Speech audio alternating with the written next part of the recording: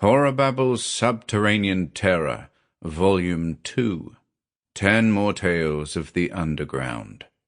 With works by Robert Bloch, Robert E. Howard, H.P. Lovecraft, John Metcalf, and Donald Wandrei.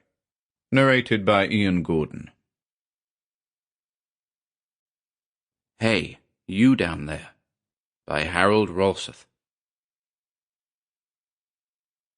Calvin Spender drained his coffee cup and wiped his mouth with the back of his hand. He burped loudly and then proceeded to fill a corncob pipe with coarsely shredded tobacco. He scratched a match across the top of the table, and holding it to his pipe, he sucked noisily until billows of acrid smoke poured from his mouth. Dora Spender sat across the table from her husband, her breakfast scarcely touched.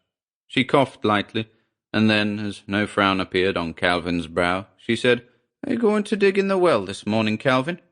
Calvin fixed his small, red-rimmed eyes upon her, and, as if she had not spoken, said, "Get going at the chores right away. You're going to be hauling up dirt." "Yes, Calvin," Dora whispered. Calvin cleared his throat, and the action caused his Adam's apple to move rapidly under the loose red skin on his neck. He rose from the table and went out of the kitchen door, kicking viciously at the tawny cat which had been lying on the doorstep. Dora gazed at him and wondered for the 1000th time what it was that Calvin reminded her of. It was not some other person. It was something else. Sometimes it seemed as though the answer was about to spring to her mind, as just now when Calvin had cleared his throat, but always it stopped just short of her consciousness. It was disturbing to know with such certainty that Calvin looked like something other than himself, and yet not know what that something was. Some day, though, Dora knew, the answer would come to her. She rose hurriedly from the table and set about her chores. Halfway between the house and the barn, a donut-shaped mound of earth surrounded a hole.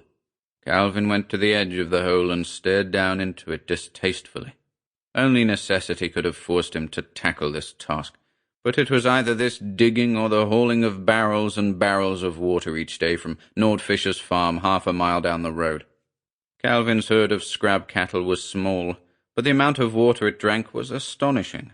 For 2 weeks now, ever since his well had gone dry, Calvin had been hauling water, and the disagreeable chore was becoming more unpleasant because of neighbor Nord's hints that some kind of payment for the water would only be fair. Several feet back from the edge of the hole, Calvin had driven a heavy iron stake into the ground, and to this was attached a crude rope ladder.